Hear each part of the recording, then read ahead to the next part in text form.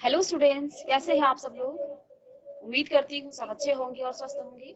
मैं Meena Rana ICT virtual class में आपका स्वागत करती हूँ।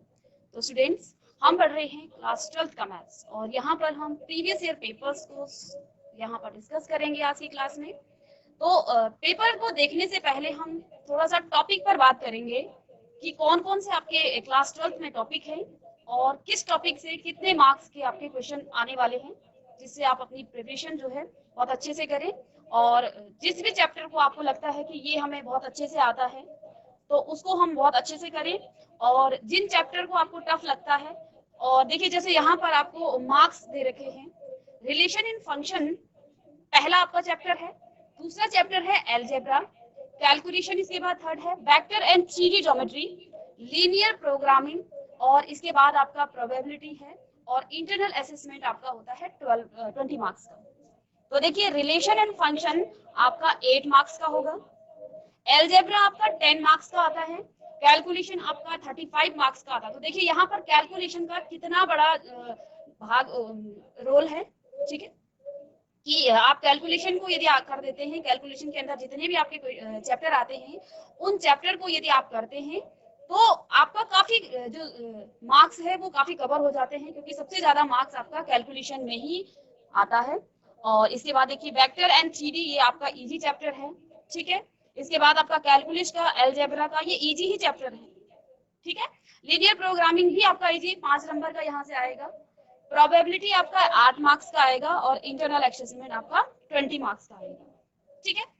तो रिलेशन एंड फंक्शन में आपके बेसिकली दो चैप्टर आते हैं, जिसमें आपका पहला चैप्टर है रिलेशन एंड फंक्शन और इनवर्स ट्रिग्नोमेट्रिक फंक्शन। ये दो चैप्टर यहाँ पर आते हैं, इन दोनों चैप्टर से आपके 8 मार्क्स के आते हैं, ठीक है। और अलजेब्रा में आपका आता है मैट्रिक्स और डिटर्मिनेंट्स का चैप्टर, और बेसिकली ये आपका इजी चैप्टर भी है, तो ये आपका मार्क्स आप यहाँ से ज्यादा स्कोर कर सकते हैं, ठीक है। और इसके बाद कैलकुलेशन में देखिए मैं यहाँ पर इसको भी आपको डिस्कस करा दूं कि क्या क्या इन चैप्टर्स में आने वाले हैं। तो यहाँ से देखिए रिलेशन एंड फंक्शन में आपके दो चैप्टर हैं, कौन कौन से, relation and function and inverse trigonometric function. इन दोनों चैप्टर से आपके कितने 8 मार्क्स का आता है, ठीक है ना। और इसके बाद देखिए अलजेब्रा में आपका मैट्रिक्स हो गया, ठीक है, और डिटर्मिनेंट्स हो गया, ये दो आपके 10 मार्क्स के आ जाते हैं, ठीक है।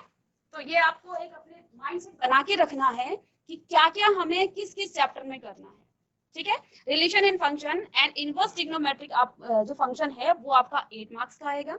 इसके अलावा आपका जो मैट्रिक्स है, मैट्रिक्स आपका 10 मार्क्स का आएगा, और डिटर्मिनेंट मैट्रिक्स और डिटर्मिनेंट्स मिला करके इन दोनों चैप्टर से आपका 10 मार्क्स का आपको क्वेश्चन पूछे जाएंगे, ठीक है। इसके बाद थर्ड जो आपके पास चैप्टर है, जिसको आप कैलकुलस की बात कर रही हूँ मैं, जो आपका 35 मार्क्स का आपका यहाँ पर बहुत ही स्कोरिंग चैप्टर है ये, ठीक है। 35 मार्क्स का यहाँ पर आपका आ जाता है। तो इस चैप्टर में क्या क्या है आपका, कॉन्टिन्यूटी एंड डिफरेंशिएबिलिटी हम आपकी जो रेगुलर क्लासेस में चैप्टर 4 तक हम कर चुके हैं, डिटर्मिनेंट्स तक हम कर चुके हैं। इसके बाद आपका कैलकुलस स्टार्ट होने वाला है, और तो आप भी बहुत अच्छे से इसको ध्यान देंगे। तो कॉन्टिन्यूटी एंड डिफरेंशिएबिलिटी आप यहाँ पर देखिए फर्स्ट चैप्टर है कैलकुलेशन में। इसके बाद एप्लीकेशन ऑफ डेरिवेटिव्स है, इंटीग्रेशन है, और एप्लीकेशन ऑफ इंटीग्रेशन है। इसके बाद डिफरेंशियल इक्वेशन, ये जो है 5 चैप्टर आपके कैलकुलेशन के पोर्शन में आते हैं, इजी भी है यदि आप इसको बहुत अच्छे से पढ़ें, और एक दूसरे से ये रिलेटिव भी ये चैप्टर है। कॉन्टिन्यूटी एंड डिफरेंशिएबिलिटी, इसके बाद एप्लीकेशन ऑफ डेरिवेटिव्स। तो अगर आपने कॉन्टिन्यूटी और डिफरेंशिएबिलिटी को बहुत अच्छे से पढ़ा है तो आप एप्लीकेशन ऑफ डेरिवेटिव्स को भी इसी से, क्योंकि ये रिलेटिव है तो इंटरेस्ट भी आपको आएगा पढ़ने में, और अच्छा भी लगेगा क्योंकि एक दूसरे से कनेक्टेड ये क्वेश्चन है, चैप्टर है। इसके अलावा कॉन्टिन्यूटी डिफरेंशिएबिलिटी से आपका इंटीग्रेशन क्या है, रिलेटेड है, ठीक है। तो इंटीग्रेशन आप कर रहे हैं, आपने कॉन्टिन्यूटी एंड डिफरेंशिएबिलिटी को बहुत अच्छे से किया, तभी आप इंटीग्रेशन पर जा सकते हैं, क्योंकि वहां पर आपका ये एंटी डेरिवेटिव्स है, ठीक है ना।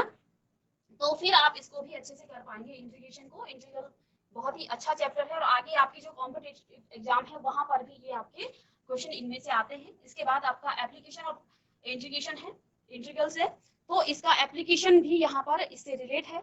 और डिफरेंशियल इक्वेशन बहुत इजी चैप्टर है, तो ये जो 5 यहाँ पर यूनिट्स हैं इस चैप्टर, इस यूनिट में, थर्ड यूनिट में 5 जो चैप्टर हैं ये आपका कैलकुलेशन में आता है और बहुत स्कोरिंग चैप्टर है। ये 35 मार्क्स का यहाँ पर आ रहा है आपका, ठीक है।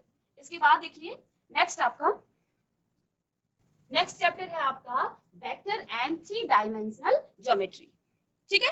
तो इस चैप्टर में ये चैप्टर आपका क्या है, इसमें क्या क्या आ जाता है, वेक्टर हो गया, 3D आपका हो गया, तो ये 2 चैप्टर आपके आ जाते हैं। इसके बाद 5th जो यूनिट है इसमें आपका लीनियर प्रोग्रामिंग, और इसमें भी आपका लीनियर प्रोग्रामिंग, और लास्ट जो आपका यूनिट है ये आपकी प्रोबेबिलिटी है, जिसमें आपका एक चैप्टर आता है प्रोबेबिलिटी। तो ये तो आपका क्या था, यूनिट को आपने मार्क्स में किस तरह से आप इसको देखिए, किस किस यूनिट से आपको कितने कितने मार्क्स मिल रहे हैं। तो देखिए जब भी आप कोई काम करते हैं सबसे पहले आप प्लानिंग से उस काम को कीजिए, ठीक है। तो आप क्लास 12th का मैथ्स पढ़ रहे हैं, तो आप देखिए यहाँ पर आप लगे हुए हैं रिलेशन एंड फंक्शन पर, और आपको समझ में नहीं भी आ रहा है, एक बार के लिए आपको समझ में नहीं भी आ रहा है, तो आप थोड़ा सा उसको रेस्ट देके, पहले तो आप यदि कॉन्सेप्ट आपने बहुत अच्छे से पढ़ा है तो कोई चीज ऐसा हो ही नहीं सकता है कि आपको समझ में ना आए। फिर भी ऐसा हो जाता है कई बार आपको समझाने में या समझने में दिक्कत होती है, तो आप उस चैप्टर को एक टाइम के लिए छोड़ दीजिए, नेक्स्ट चैप्टर पर मूव कीजिए, उसको करने के बाद दोबारा उस पर जब आप अपने दिमाग को फ्रेश कर लेंगे तब आप उस चैप्टर पर जाइए, तो फिर आपको उसको अच्छे से कर पाएंगे। लेकिन हमें ज्यादा टाइम कहाँ पर देना है, ठीक है ना। हम साल भर लगे हुए हैं रिलेशन एंड फंक्शन और यहाँ पर आपका प्रोबेबिलिटी पर, इजी चैप्टर है दोनों ही, ठीक है। और दोनों स्कोरिंग कितना है, दोनों का स्कोर कितना है, 8 और 8 16 नंबर दोनों में आते हैं, ठीक है। तो उस चैप्टर पर ज्यादा हम फोकस करेंगे जो आपका मार्क्स स्कोरिंग है। इसके अलावा अलजेब्रा के जो 2 चैप्टर हैं बहुत ही इजी चैप्टर हैं, मैट्रिक्स और डिटर्मिनेंट्स एक दूसरे से रिलेटेड भी हैं और इजी भी हैं। तो यहीं से हम स्टार्ट भी करेंगे जो आपके प्रीवियस ईयर क्वेश्चंस आए हुए हैं, ठीक है। इसके अलावा आपका वेक्टर भी आपका इजी चैप्टर है, 14 मार्क्स यहाँ पर आपको मिल जाते हैं यदि आप इसको अच्छे से पढ़ लें। लीनियर प्रोग्रामिंग भी आपका इजी चैप्टर है, लगभग सारे चैप्टर आपके इजी हैं, ठीक है। अब देखते हैं पेपर किस तरह का आपका आता है।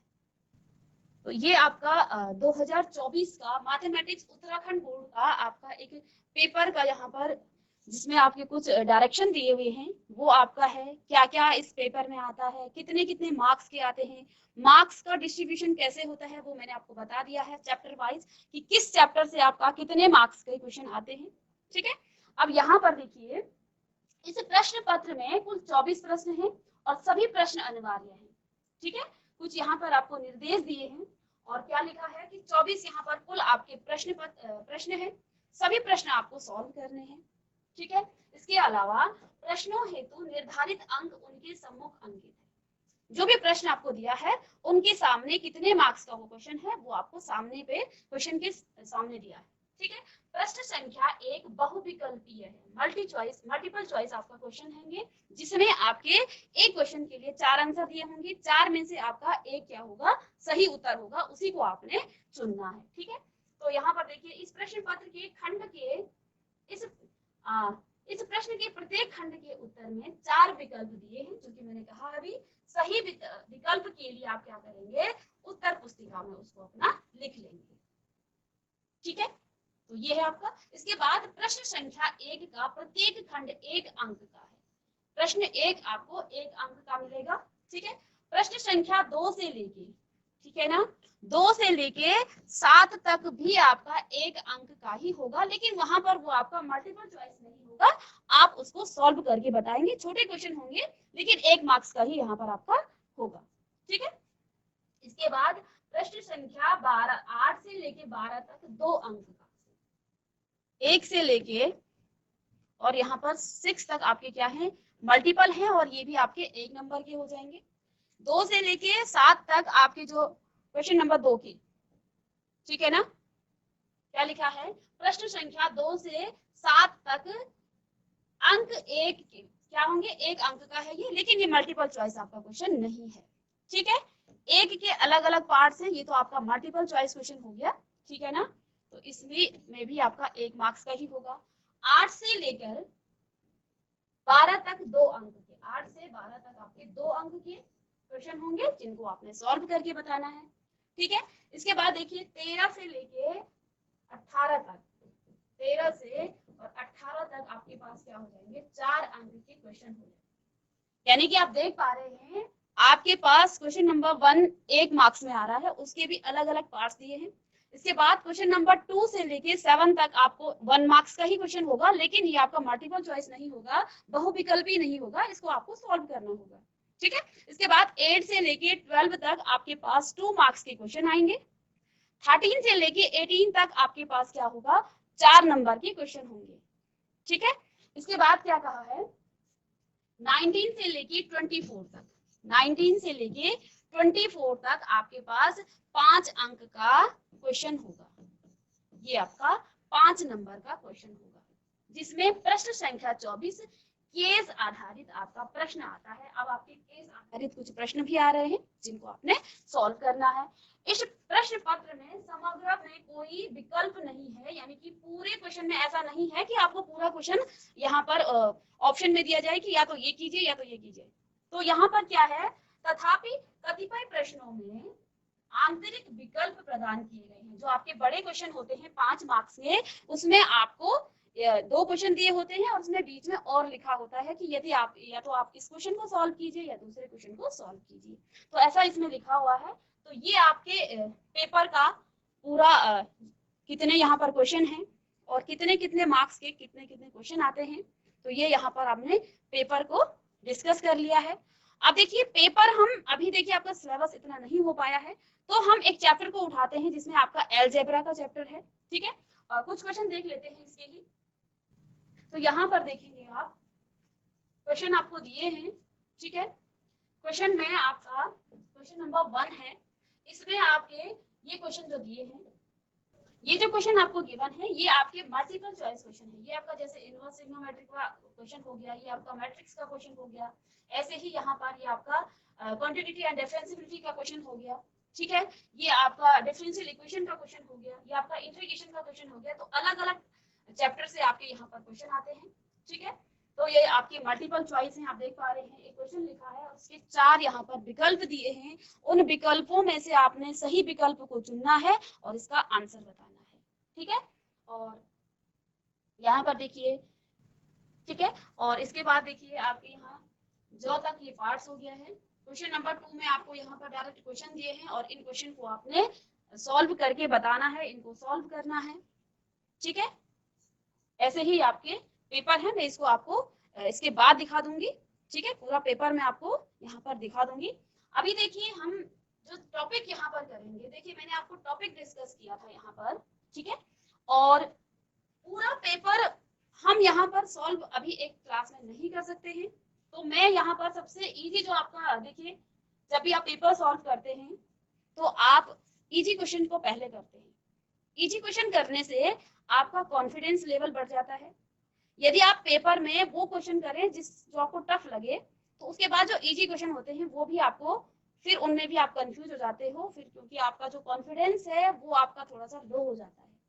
तो जब भी आप पेपर करें, जो क्वेश्चन आपको बहुत अच्छे से आते हैं पहले आप उन क्वेश्चन को कीजिए। उसके बाद देखिए आपके अंदर से सेल्फ जो कॉन्फिडेंस है वो बहुत अच्छा हो जाएगा। जो क्वेश्चन ऐसा लगता है कि हमें नहीं आ रहा है, तो वो क्वेश्चन भी आप अच्छे से कर सकते हैं।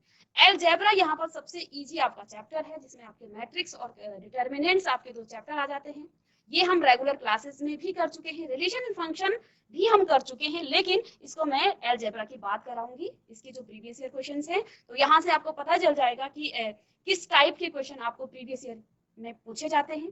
तो चलिए अलजेब्रा का हम यहाँ पर पोर्शन करेंगे आज की क्लास में, अभी की क्लास में। उसके बाद हम नेक्स्ट टॉपिक उठाएंगे। तो देखिए यहाँ पर ये आपका क्वेश्चन है, क्वेश्चन नंबर, ये आपका जो क्वेश्चन है ये आपका मैट्रिक्स से दिया हुआ क्वेश्चन है।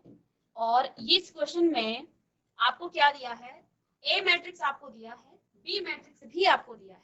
2020 का क्वेश्चन है ये। इसमें आपको क्या निकालना है, ए बी।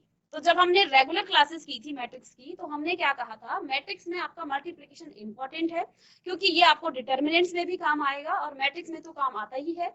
आगे डिटर्मिनेंट्स में जब आप बड़े क्वेश्चन सॉल्व करते हैं 5 नंबर के, तो वहां भी आपको मैट्रिक्स मल्टीप्लिकेशन करना पड़ता है। तो ये आपका एक इंपॉर्टेंट यहाँ पर टॉपिक है, मैट्रिक्स मल्टीप्लिकेशन।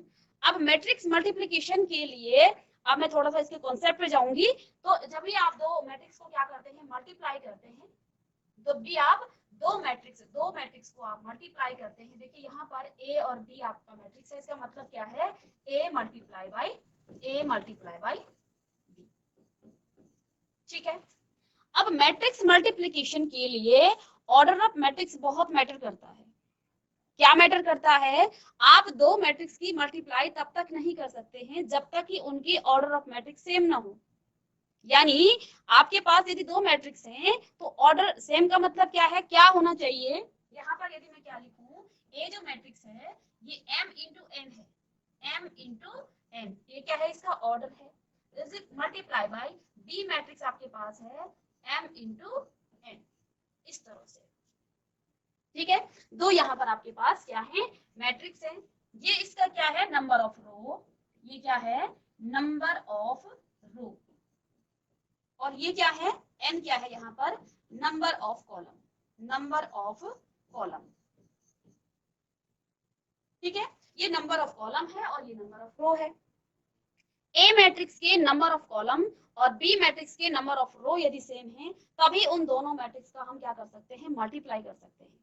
तो यहाँ पर आप देख पा रहे हैं, देखिए ये आपका क्या है, m, यदि n और m दोनों ही सेम हो, n is equal to m, यहाँ पर इस मैट्रिक्स का, ठीक है ना, इस मैट्रिक्स का क्या होना चाहिए, नंबर ऑफ कॉलम, और इस मैट्रिक्स का नंबर ऑफ रो सेम होना चाहिए, तभी इन दोनों का मल्टीप्लाई हो सकता है। ठीक है, मैं यहाँ पर ए मैट्रिक्स का ऑर्डर यदि लिखूं 2 मल्टीप्लाई बाई 3, और इन दोनों को हम मल्टीप्लाई कर रहे हैं बी मैट्रिक्स से, और इसका 3 बाई 2, यहाँ पर 2 इंटू 3 ऑर्डर की ये मैट्रिक्स है और 3 इंटू 2 ऑर्डर की ये मैट्रिक्स है। अब इन दोनों का मल्टीप्लिकेशन पॉसिबल है, क्यों पॉसिबल है, इसके नंबर ऑफ कॉलम और इसके नंबर ऑफ रो क्या है, सेम है। यदि ये दोनों सेम हो जाएं तभी आप क्या कह सकते हैं कि मल्टीप्लिकेशन पॉसिबल है। और एक चीज ध्यान देना है आपको कि जब भी आप स्क्वायर मैट्रिक्स में आपकी क्या होते हैं, नंबर ऑफ रो और नंबर ऑफ कॉलम क्या होते हैं, सेम होते हैं। जब भी आप स्क्वायर मैट्रिक्स का मल्टीप्लिकेशन करते हैं ये हमेशा पॉसिबल होता है। क्यों, क्योंकि यहाँ पर दोनों ही क्या है, स्क्वायर मैट्रिक्स है। स्क्वायर मैट्रिक्स का मतलब सेम ऑर्डर के होंगे तो दोनों के रो और कॉलम दोनों सेम हो जाएंगे। तो यहाँ पर जैसे ए मैट्रिक्स आपको क्या दी है, 0 -1 0 और 2, और इस मैट्रिक्स का 3 5 0 और 0, 2 इंटू 2 ऑर्डर की ए मैट्रिक्स है और 2 इंटू 2 ऑर्डर की आपकी बी मैट्रिक्स है। तो यहाँ पर तो आपका मैट्रिक्स मल्टीप्लिकेशन पॉसिबल है क्योंकि ये क्या है, एक स्क्वायर मैट्रिक्स है। ठीक है, अदरवाइज अगर ऐसा नहीं दिया होता, स्क्वायर न दिया होता, रेक्टेंगुलर अगर कोई मैट्रिक्स होता तो उसमें आप फर्स्ट मैट्रिक्स के नंबर ऑफ कॉलम और सेकंड मैट्रिक्स के नंबर ऑफ रो यदि सेम है तभी इनका मल्टीप्लिकेशन होगा। और किस ऑर्डर का ये मैट्रिक्स आएगा, इन दोनों, देखिए 2 इंटू 2 ऑर्डर का जो भी आपके पास मैट्रिक्स आएगी वो आएगी 2 इंटू 2 ऑर्डर की। ठीक है, वो आपकी आएगी 2 इंटू 2 ऑर्डर की मैट्रिक्स आएगी। अब 2 इंटू 2 का मतलब क्या है, A11, अब एड्रेस कैसे लिखते हैं, A11 A12 A21 और A22, ये इनके मैट्रिक्स के एलिमेंट्स के एड्रेस हैं, इसके अकॉर्डिंग आप उसको सॉल्व कर लेंगे। अब मैं यहाँ पर इस क्वेश्चन को सॉल्व करती हूँ, ये मैंने इसका पूरा कॉन्सेप्ट बता दिया है मैट्रिक्स मल्टीप्लिकेशन का। देखिए यहाँ पर एक क्वेश्चन आपको सिर्फ क्वेश्चन सॉल्व कराना नहीं सिखाता है, वो उसके बेसिक कॉन्सेप्ट पर बात करता है, वो उसके बेसिक कॉन्सेप्ट को हमें सिखाता है। ठीक है, तो यहाँ पर देखिए इस क्वेश्चन ने हमें मैट्रिक्स का मल्टीप्लिकेशन करना सिखा दिया, ऑर्डर किस कंडीशन में आप दोनों का मल्टीप्लिकेशन कर सकते हैं।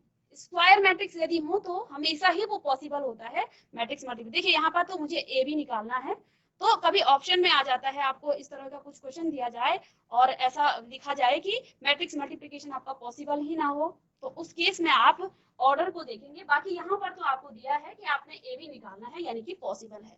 ठीक है, तो ये तो इसका कॉन्सेप्ट था। अब हम इसके मल्टीप्लिकेशन पर बात करेंगे। चलिए, ए मैट्रिक्स क्या है,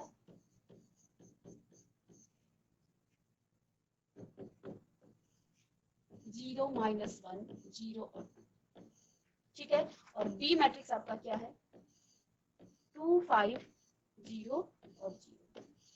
ठीक है, अब यहाँ पर ऑर्डर ऑफ मैट्रिक्स देख लीजिए, 2 इंटू 2 और इसका भी 2 इंटू 2, तो सेम है, आपका स्क्वायर मैट्रिक्स है। तो आप इसको देखिए, अब जो आपके पास मैट्रिक्स आएगी वो भी आपका क्या हो जाएगा, वो भी आपका 2 into 2 ऑर्डर की आएगी, यानी कि जो भी मैट्रिक्स आप लिखेंगे वो आपका 2 into 2 ऑर्डर की यहाँ पर आने वाली है। अब देखिए एलिमेंट्स के एड्रेस क्या हो जाएंगे, A11, A12, A21 और A22, ये आपके पास एलिमेंट्स के क्या हो जाएंगे, एड्रेस हो जाएंगे। ठीक है, ये आपका आ गया 0 और 2, और बी मैट्रिक्स है 2, 5, 0 और 0। अब मैंने क्या कहा, A11, देखिए इसके साथ आप रो ऑपरेशन कर सकते हैं, इसके रो लेंगे और इसके लेंगे आप कॉलम, इसके कॉलम लेंगे। इस मैट्रिक्स के फर्स्ट मैट्रिक्स के हमें रो लेने हैं और सेकंड मैट्रिक्स के हमें कॉलम लेने हैं। ठीक है, अब देखिए A11 का मतलब क्या है, फर्स्ट रो और फर्स्ट कॉलम को मल्टीप्लाई करके करस्पॉन्डिंग एलिमेंट को मल्टीप्लाई करके ऐड करना है, करस्पॉन्डिंग एलिमेंट को मल्टीप्लाई करके आपको ऐड करना है। ठीक है, तो यहाँ पर देखिए 0 हो जाए 0, और यहाँ पर 0 है और ये माइनस का है, तो ये भी आपका क्या हो जाएगा, प्लस में 0। ठीक है, अब मुझे क्या निकालना है, A12, तो ये तो आपका हट जाएगा। 12 का मतलब क्या है, फर्स्ट रो को सेकंड कॉलम से आपने मल्टीप्लाई करना है। इस एलिमेंट का एड्रेस निकाल रहे हैं, तो 0, 5 जे आपका 0 हो जाएगा और प्लस में -1, 0 जे 0। अब मैं इस एड्रेस को, इस एलिमेंट को यहाँ से हटा देती हूँ।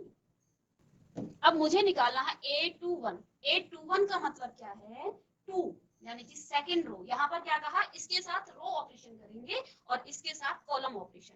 A21, 21 का मतलब क्या है, ये 2 है और 1 का मतलब फर्स्ट कॉलम। तो देखिए 0, 2 जे 0 और 2 0 की प्लस में 0। ठीक है, अब निकालना है A22, तो सेकंड रो और सेकंड कॉलम। क्या कहा था, इसमें रो का करेंगे और इसमें कॉलम का करेंगे। ठीक है, तो यहाँ पर देखिए सेकंड रो के साथ, तो 0, 5 जे 0 और 2 0 की 0। तो देखिए आपके पास मैट्रिक्स क्या आ गई है, 0 0 0 और 0। ये आपकी नल मैट्रिक्स आ गई है 2 into 2 ऑर्डर की। ठीक है, तो ये इसका आंसर हो जाएगा, इसको कॉपी कर लीजिए।